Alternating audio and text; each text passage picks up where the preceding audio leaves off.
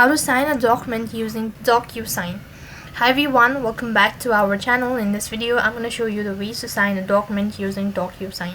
In order to do this procedure, you have to make sure to watch this video till the end and follow the instruction as guided. First of all, go ahead and open up a browser, and when you open up a browser, on the web address bar you can go ahead and type in the link that is app.docusign.com, and that's going to take you to the home page. Make sure that you have already created or registered for DocuSign.